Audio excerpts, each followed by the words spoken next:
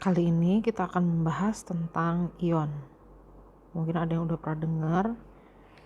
Ion itu apa sih? Nah, biasanya kalau kita berbicara tentang ion, kita pasti akan bertemu dengan yang namanya ion positif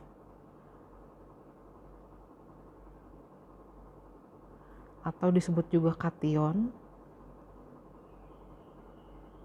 Dan ada juga yang disebut dengan ion negatif atau istilahnya anion. Nah, dari sini aja kita udah tahu bahwa ion itu pasti punya muatan. Nah, definisi ion ini sebenarnya adalah ion ini bisa atom atau kelompok atom yang bermuatan. Nah, bagaimana atom bisa jadi bermuatan? Sebelumnya kita udah pernah belajar atom itu pasti muatannya netral atau jumlah proton dan elektronnya sama. Tapi apa yang terjadi dengan ion? Nah, ada beberapa unsur yang cenderung melepas elektron. Contohnya natrium.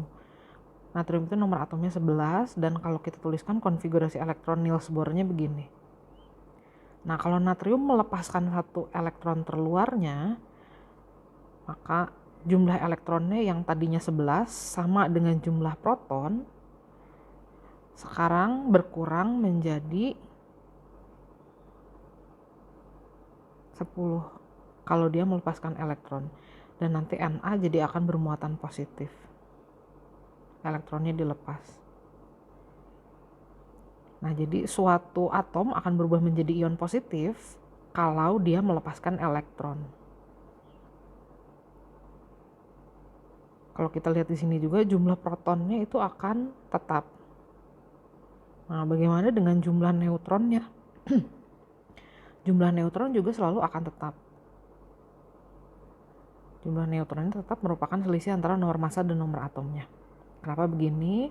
Karena kalau kita ingat lagi, proton dan neutron itu letaknya adalah di dalam inti atom, sedangkan elektron itu tersusun di tingkat-tingkat energi yang kita sebut sebagai kulit elektron atau orbit. Nah, kalau elektron dilepas, maka dia akan menjadi ion positif. Nah, yang mudah berpindah tempat itu adalah elektron karena satu, ukurannya kecil, masanya sangat kecil, sangat ringan. Nah, selain itu letaknya juga adalah di luar atom, jadi elektron itu bisa berpindah-pindah.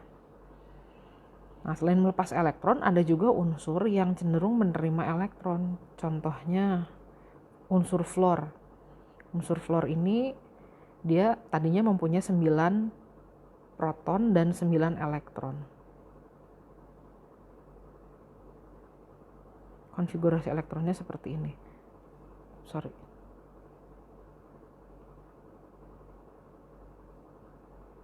Ini jumlahnya 7 elektron terakhirnya.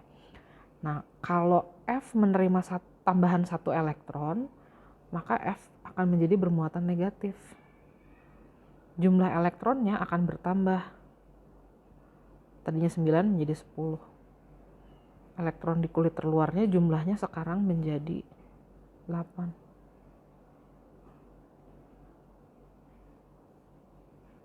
Nah, jadi kesimpulannya ion positif terbentuk karena atom melepas elektron.